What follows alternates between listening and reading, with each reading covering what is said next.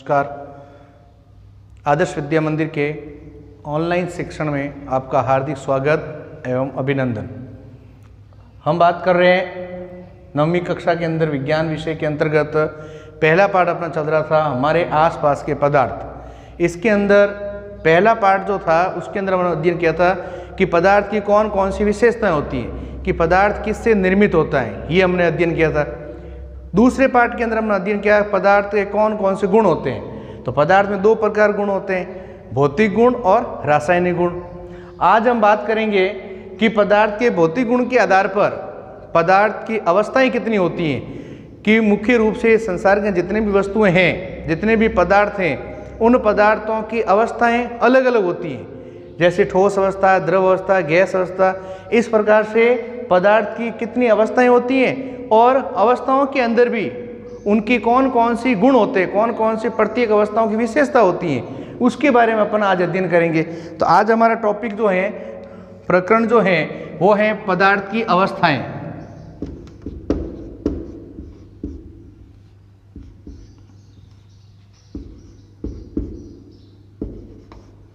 पदार्थ की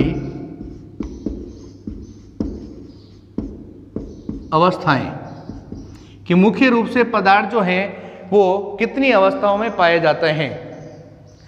तो मुख्य रूप से पदार्थ जो हैं, पदार्थ की कुल 5 अवस्थाएं होती हैं। पहला पॉइंट अपन बात करें कि पदार्थ की जो हैं वो 5 अवस्था होती हैं।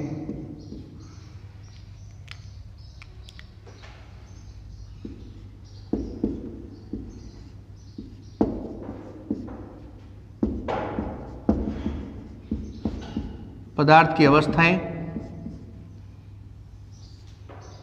पदार्थ की मुख्य रूप से 5 अवस्था होती हैं। नंबर 1 ठोस अवस्था, कुछ पदार्थ ठोस अवस्था में पाया जाता है। नंबर 2 द्रव अवस्था। नंबर 3 कुछ पदार्थ गैसीय अवस्था में होते हैं। पदार्थ की चौथी अवस्था होती है प्लाज्मा। और पदार्थ की 5वीं अवस्था जो होती है वो होती है बोस-आइंस्टीन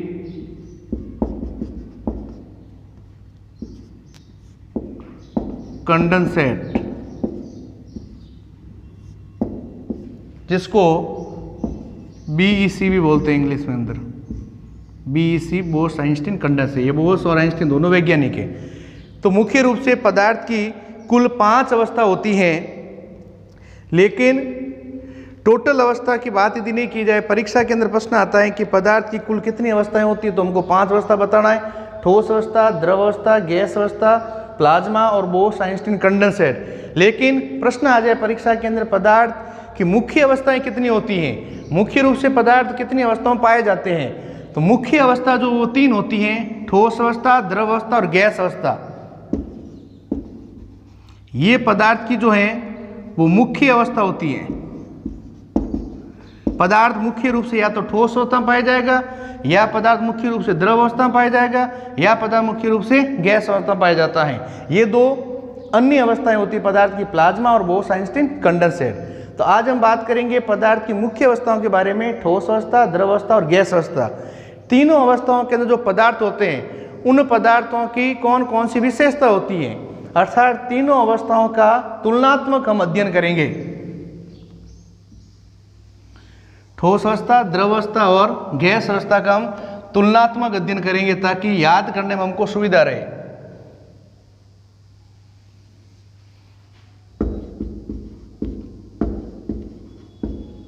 क्रम संख्या, दूसरा बिंदु अपन ले लेंगे पदार्थ के गुण, कि किस गुण के बारे में बात करेंगे। नंबर पहले अवस्था अपन लेंगे ठोस अवस्था, ठोस अवस्था की विशेषता।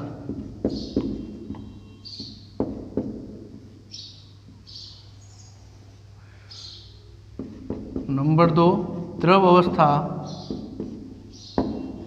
की विशेषता। जो पदार्थ द्रव अवस्था में है उसकी कौन कौन सी विशेषता होती है। और नंबर 3, गैस अवस्था में जो पदार्थ होते हैं, गैस अवस्था की विशेषता।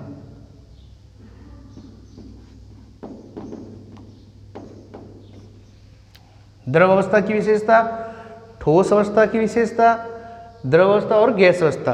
यानी जो पदार्थ ठोस अवस्था में होते हैं उनकी क्या विशेषता होती है, द्रव अवस्था में जो पदार्थ होते हैं उनकी क्या विशेषता होती है, गैस अवस्था में जो पदार्थ होते हैं उनकी क्या विशेषता होती है। तो ठोस अवस्था की विशेषता, द्रव अवस्था और गैस अवस्था, ये तीनों पदार्थ के ध्यान रखना, तीनों का सम्मिलित रूप में लिखा पदार्थ।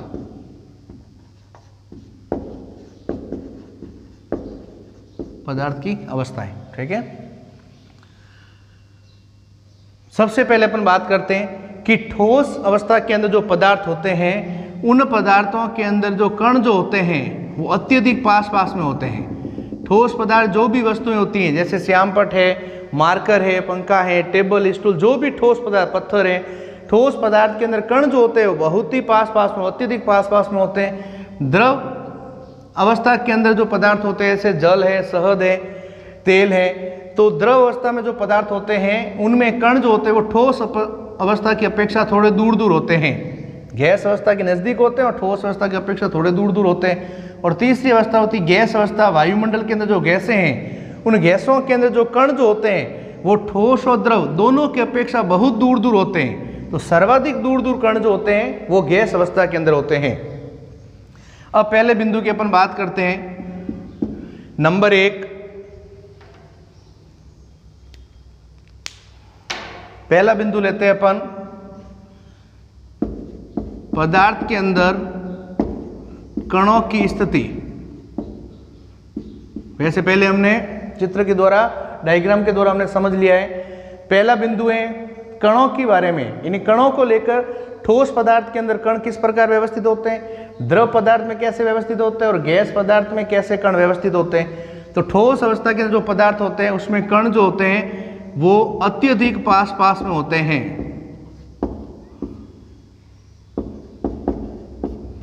कण जो होते हैं वो अत्यधिक पास पास होते हैं। नंबर 2, द्रव अवस्था में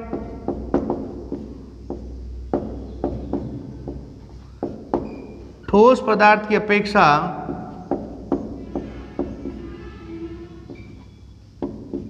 दूर दूर व गैस पदार्थ की अपेक्षा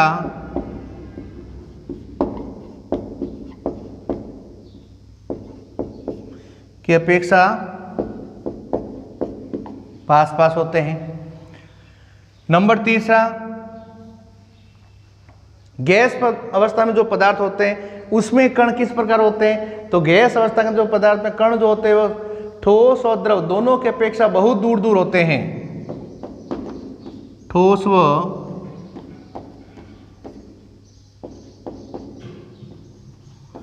द्रव पदार्थ की अपेक्षा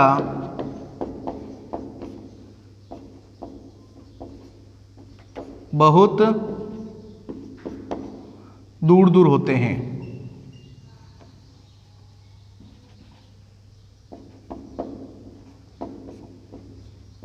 दूर दूर होते हैं। नंबर 2 बिंदु अपन बात करें,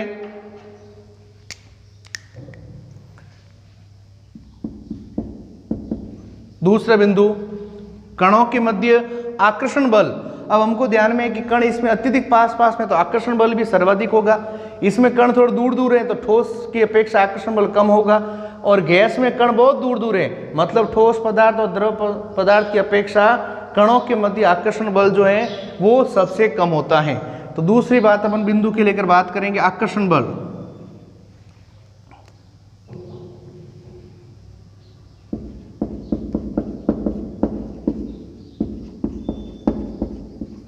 कणों में आकर्षण बल।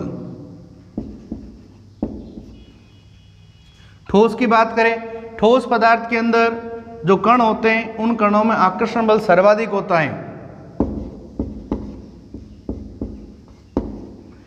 सर्वाधिक आकर्षण बल।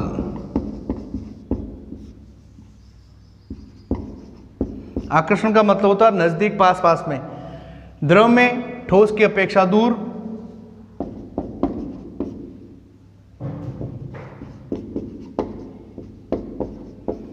ठोस की अपेक्षा कम। अब ध्यान देना इधर, सर्वाधिक आकर्षण बल इसमें होगा, इसमें कम होगा। ठोस पदार्थ की अपेक्षा कम व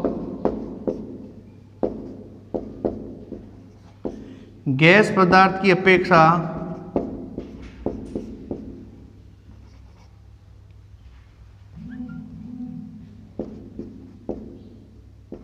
ज्यादा।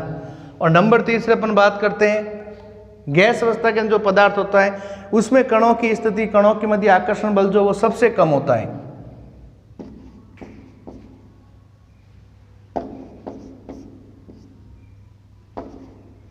सबसे कम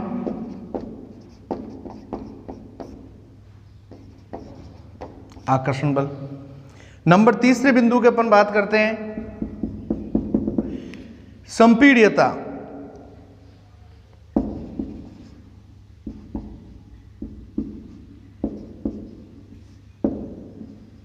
संपीड्यता का मतलब होता है दबाव लगाना।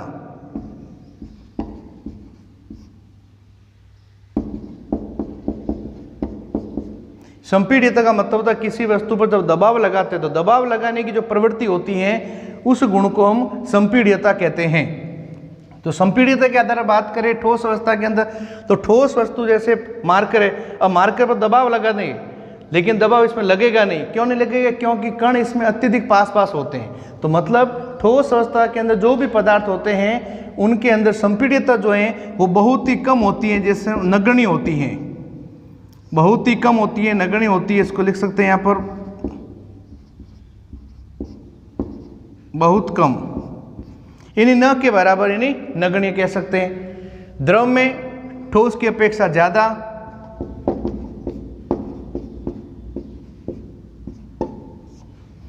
और जिसमें कण सर्वाधिक दूर होंगे तो उन कणों पर दबाव हम आसानी से लगा सकते हैं। दबाव लगाने से कण पास में आएंगे। तो सबसे अधिक कण दूर जो गैस अवस्था में, इसलिए सर्वाधिक दबाव जो है हम गैसीय अवस्था के कणों पर लगा सकते हैं। तो गैसीय अवस्था पदार्थ की सुंदर कणों के बीच संपीडितता जो होगी वो सर्वाधिक होगी।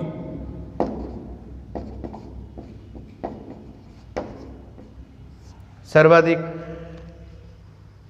नंबर 4 तरलता, यानी बहने की प्रवृत्ति।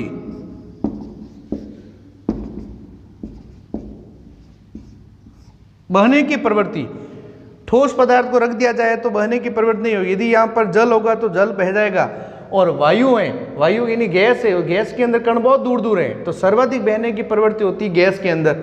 ठोस अवस्था के जो पदार्थ होते हैं उसमें बहने की प्रवृत्ति बिल्कुल नहीं होती है, यानी नगण्य। द्रव में ठोस से ज्यादा,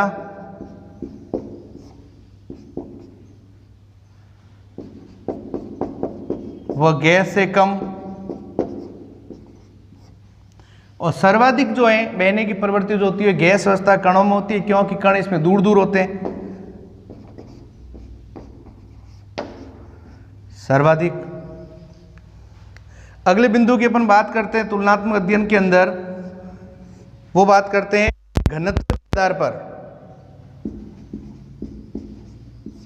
घनत्व, इकाई क्षेत्रफल पर वस्तु का जो आयतन उसको हम कहते हैं घनत्व कहते हैं। तो किसी वस्तु का घनत्व या सर्वाधिक घनत्व, जिसमें कण सर्वाधिक पास होते हैं उस वस्तु का घनत्व भी सर्वाधिक होता है। मतलब होते हैं, इसलिए ठोस अवस्था में जो पदार्थ होता है उसका घनत्व सर्वाधिक होता है। तो ठोस पदार्थ का घनत्व जो है वो सर्वाधिक होगा। द्रव में कण दूर होते हैं तो ठोस से कम, और सबसे कम घनत्व होता है वो होता है गैस अवस्था के अंदर। तो मुख्य हमने पदार्थ के गुणों के आधार पर ठोस अवस्था, द्रव अवस्था और गैस अवस्था में जो पदार्थ होते हैं उनके अपन विशेषताओं के आधार पर हमने बात की। अब तीनों के मुख्य रूप से उदाहरण अपन लिख सकते हैं। ठोस अवस्था के उदाहरण जैसे पत्थर है, श्यामपट्ट है इत्यादि।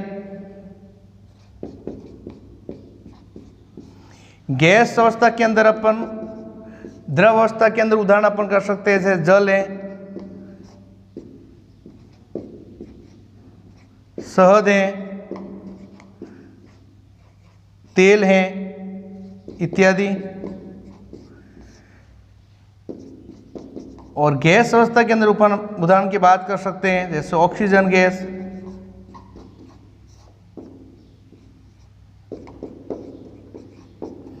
जैसे हाइड्रोजन गैस इत्यादि।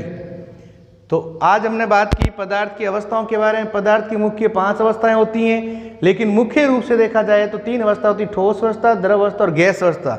इन तीनों अवस्थाओं के जो पदार्थ होते हैं, उन पदार्थ के कणों की स्थिति, कणों में आकर्षण बल, संपीड्यता, बहने की प्रवृत्ति और घनत्व, इनके आधार पर हमने तीनों पदार्थ की तीनों अवस्थाओं का हमने तुलनात्मक अध्ययन किया है। तो आज का प्रश्न हमारा है कि पदार्थ की कुल अवस्थाएं कितनी होती हैं। दूसरा प्रश्न, ठोस अवस्था, द्रव अवस्था, गैसीय अवस्था में पदार्थों के गुण के आधार पर उनका तुलनात्मक अध्ययन कीजिए। धन्यवाद।